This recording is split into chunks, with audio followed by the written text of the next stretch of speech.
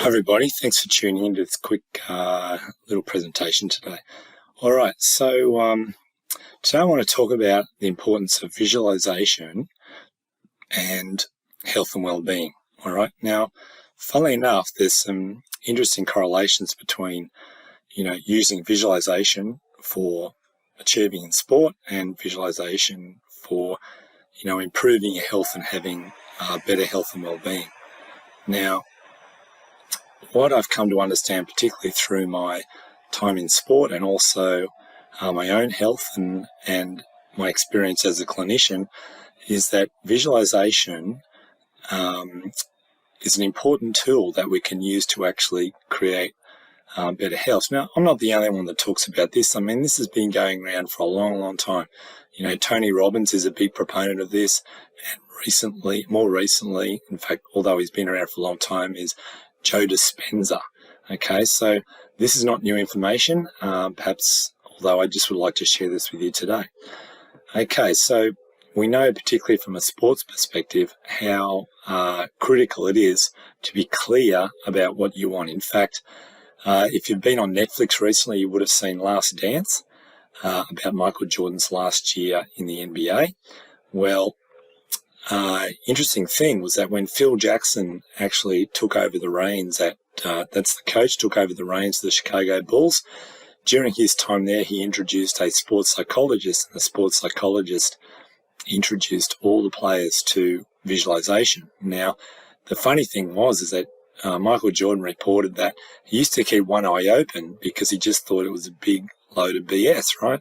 However, he soon came to realize how important it was, and if you're a basketball fan, you may have noticed that he was very, very good at, scoring the winning goal in the dying moments of the game, because that's what he thought about a lot of the time. Anyway, moving on, how does this apply to health? All right, so both of these things, both in sport and in health, follow what's called the principles of manifestation, okay? And the principle of manifestation is this, is that energy follows thought, all right? So what does that mean? It means where you place your thoughts, energy follows, okay? Now, without, going into too much depth, if you're suffering a level of health and well-being that you're not happy with, and that's been going on for a long time, and perhaps even it's been labelled with some diagnosis, there's a good chance that you think about it a lot, or your thoughts go towards your pain and fatigue on a daily basis. Now, if that goes on for long enough, it eventually becomes, can become part of your identity. So how do you actually create change, right? So if we're going to use this idea of energy follows thought, we need to actually create new thoughts, right? So it's really important that when we plan out what it is that we believe is, better health and well-being for us, what is that? What does it look like? Okay, so it's really important to create pictures in your mind of what good health and well-being looks like. Okay, so the important thing here is too that those pictures need to be accompanied by feelings and what you might sense. Okay, so for example, if you're sensing pain, there's a good chance that you think about pain a lot. If you're feeling fatigue, there's a good chance that you think about fatigue. So if you want to manifest something different to that, then it's the key really here is to, identify what it is for you, and this is individual for you, that meets this idea of better health and well-being, and for you to be thinking about that more, all right? Now, the interesting thing here is that the body, it's unable to discern the difference between what is real and what's not real, okay? Now, I'll give an example of this, and a sport example is probably easier. So, researchers gathered a number of university students together, right, and got them all to do a set number of free throws on a basketball court, and recorded the results. Then they divided them up into three groups, and the first group was sent away where they were asked to spend a certain amount of time per day throwing a certain amount of free throws, okay? So let's just say that they had to practice the skill of free throwing the ball. The second group was basically asked to do nothing, okay? So perhaps we call that the placebo group, all right? The third group was asked to go away and not only practice for a set time, the same as group one, but also do a particular meditation style, visualization style practice, all right? Specific to throwing free throws effectively, all right? So what do you think happened?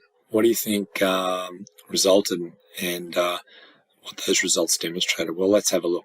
So group one, who was just sent away to do the practice, yeah, they improved significantly. And that's because they just practiced a skill. Now, we all know that if we go out and practice a physical skill, that we're likely to improve, right? It's a no-brainer. Group two, obviously, they were sent away to do nothing, but they still had a minor improvement. Now, who knows what that was? Maybe it was just the elapsed time between when they did the two tests and some sort of learning that they gained from the initial practice day.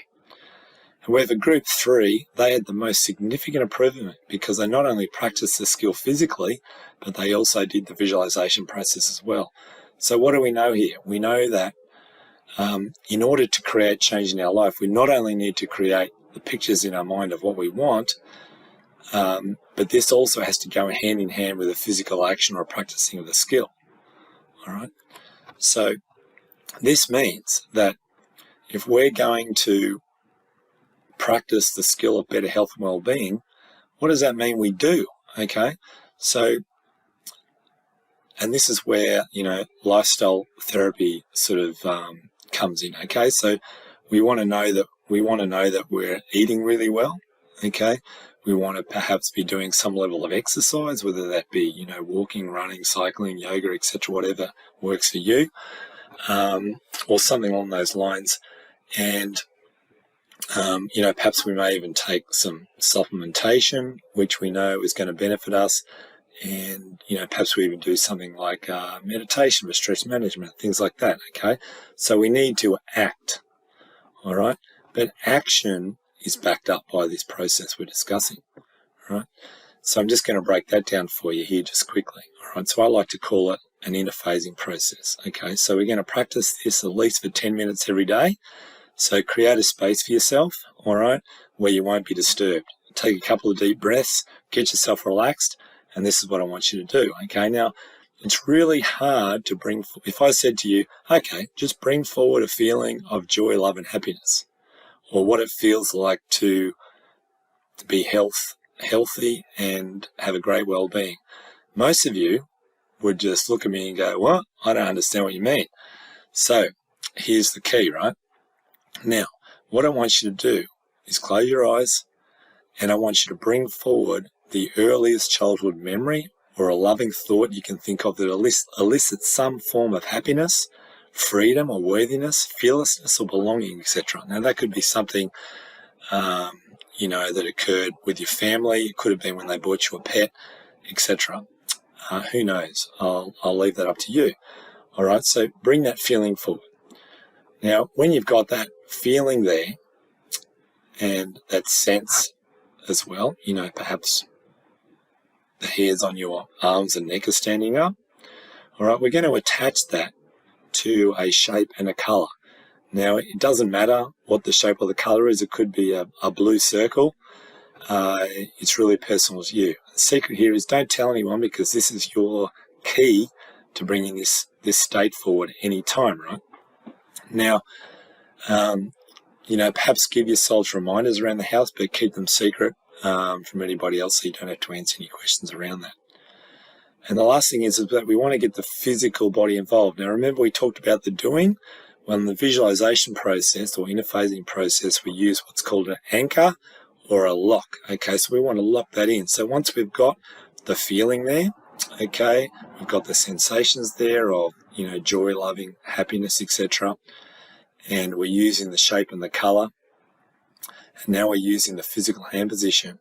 And in the background, we've got this thought, which is, this is great health and well-being, okay? Or this is my idea of health and well-being, okay?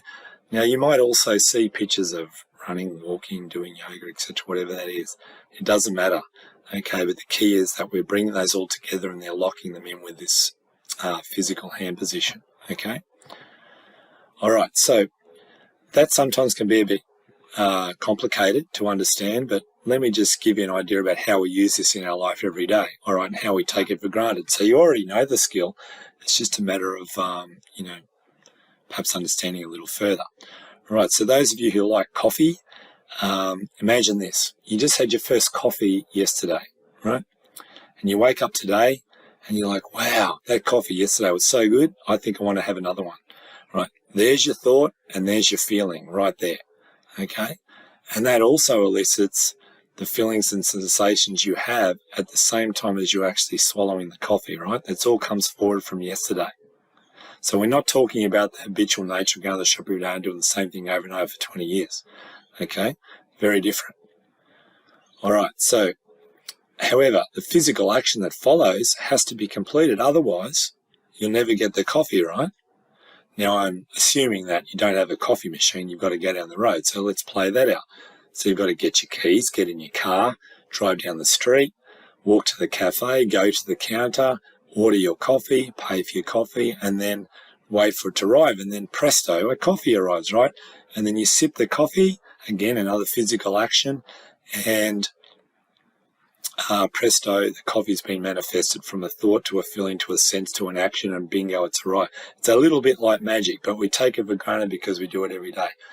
This is the idea that I'm trying to get across to you, which is very powerful, particularly when it comes to manifesting new health and well-being. All right? So think about that.